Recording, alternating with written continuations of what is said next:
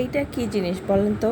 এটা একটা মানে একটা ফলকে আমি ভর্তা বানিয়েছি, সেটারই এটা আউটলুক। আর এটা খেতে খুবই খুবই খুবই মজা হয়, একটু টক স্বাদের আর একটু মিষ্টি মিষ্টি স্বাদের। তো গেস করেন কি ফল হতে পারে। তো আমি বলেই দিচ্ছি, এটা আর কিছুই না, ডেওয়া। ডেওয়া শহরে এটাকে ডেওয়া বলেই চিনে, আর আমরা কিন্তু গ্রামে এটাকে বন কাঁঠাল বলতাম। আপনাদের কোন এলাকাতে এই ফলটাকে কী নামে চিনেন আমাকে অবশ্যই কমেন্ট করে জানাতে ভুলবেন না। আর এটা কিন্তু গাছ পাকা একদম ফ্রেশ ফ্রেশ, গ্রাম থেকে আমার জন্য পাঠানো হয়েছে। তো চলেন এটার ভর্তা বানাই। এটাকে আমি খুব ভালো করে পিল করে মানে ভেতরের অংশটাকে বের করে নিয়েছি। এখন এটাকে আমি ভর্তা বানাবো।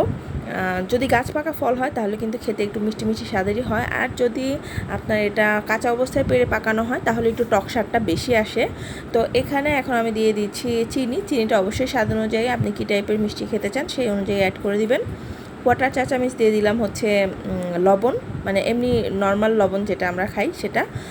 আর দিয়ে দিচ্ছি কোয়াটার চা চামচের মতো বিট লবণ। এখন দিয়ে দিচ্ছি কোয়াটার চা চামচের মতো চটপটি মশলা। দিয়ে দিচ্ছি কোয়াটার চা চামচ চিলি ফ্লেক্স।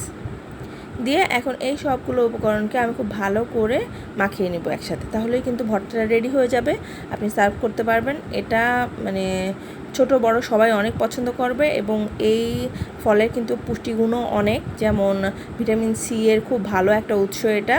তো বাসায় অবশ্যই বানাবেন, বানিয়ে সবাইকে খাওয়াবেন।